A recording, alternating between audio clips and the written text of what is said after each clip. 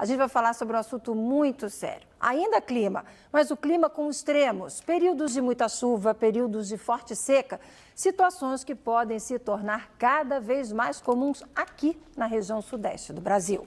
Para falar sobre os extremos climáticos, a gente recebe aqui no nosso estúdio o professor Tércio Ambrizzi. Ele é do Instituto de Astronomia e Geofísica da USP. Oi, professor. Boa tarde, obrigado por ter aceitado o nosso convite. Boa tarde, Márcia. Obrigado pelo convite. Como é que vocês chegaram a essa conclusão? Que indícios vocês têm de que a gente está entrando numa fase de extremos climáticos? Olha, isso já vem sido discutido há alguns anos, até através dos relatórios do Painel Intergovernamental de Mudanças Climáticas, o IPCC. E aqui no Brasil nós tínhamos um projeto que encerrou-se agora em setembro e que durou 6 anos. É um projeto vinculado aos Institutos Nacionais de Ciência e Tecnologia, junto com o Ministério da Ciência e Tecnologia, com o orçamento do CNPq e da FAPESP aqui em São Paulo. E esse projeto, ao longo de todo o seu período, nós pudemos fazer vários tipos de análise de dados, usando modelos matemáticos para fazer projeções.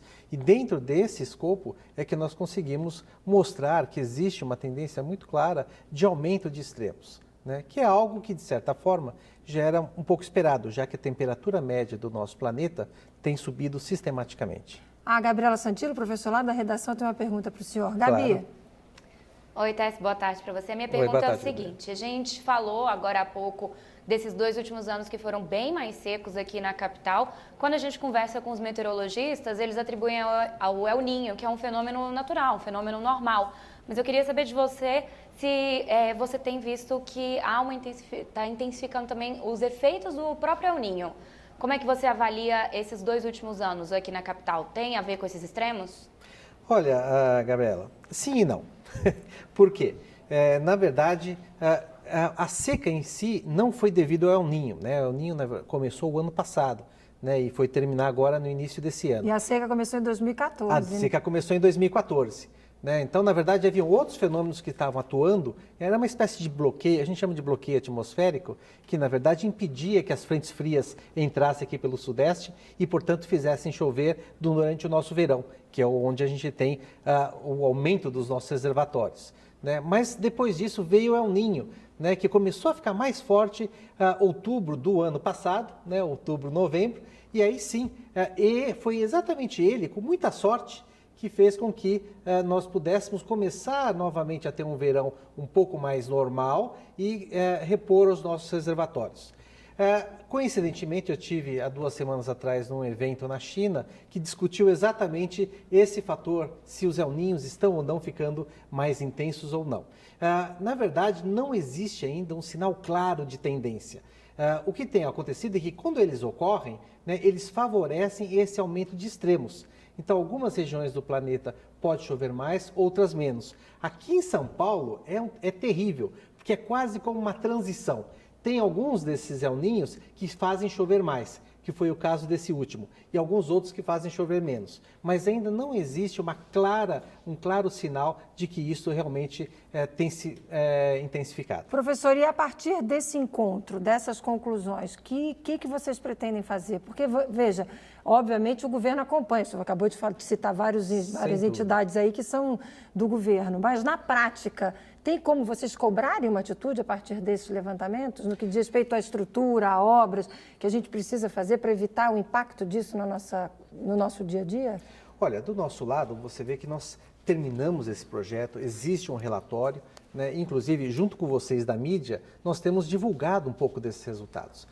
Sem dúvida alguma, o governo tem isso em mãos, porque foram eles que pagaram, né? Foi o próprio governo e o dinheiro da sociedade que pagou pelo projeto. Então, nós imaginamos, nós cientistas, que esses trabalhos não ficam armazenados, não sirvam apenas para a comunidade acadêmica, mas que eles possam ser efetivamente utilizados pelos tomadores de decisão, por aqueles que fazem o planejamento. Então, se os indicadores mostram que nós estamos tendendo a eventos extremos, né, cabe aos planejadores, aos tomadores de decisão, usarem essa informação para poder se planejar e se adaptar melhor a essas mudanças que nós estamos determinando. O que é um próximo período que a gente pode esperar? A gente começou uma seca forte em 2014, agora o senhor diria que pode vir o outro lado ou não?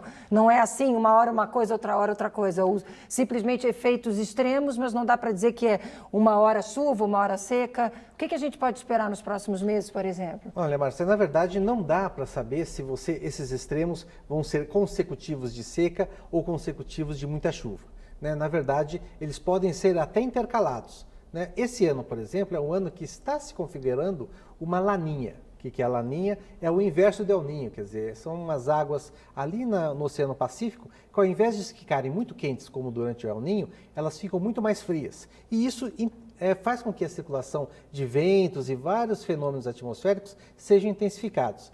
Então, há uma tendência, por exemplo, para esse ano, de que efetivamente a gente tem um período de um verão mais chuvoso ou até dentro da média, né? Ou seja, a gente vai conseguir manter ou até repor um pouco os nossos reservatórios, né? Então, esse é um ano que não seria do extremo de seca, mas um ano mais normal, um pouquinho além da chuva. Até um pouquinho além, né? Mas nada impede que já para o ano seguinte essa chuva também cesse e nós tenhamos novamente uma seca. E é por isso que essa adaptação, né, tornar a nossa cidade, nosso estado mais resiliente a essas grandes variações, é de extrema importância. E para o consumidor, que tem alguma dica? A gente pode fazer alguma coisa? Ah, com certeza. Na verdade, por exemplo? Para o consumidor é interessante, porque o consumidor acabou absorvendo a seca. Então, todos tomaram providências com relação a isso, né? Nós diminuímos o tempo de banho, não deixamos luzes acesas, várias ações. Existe realmente uma consciência mais de economia dos recursos naturais, né? Eu tenho essa sensação. Mas existe, sim.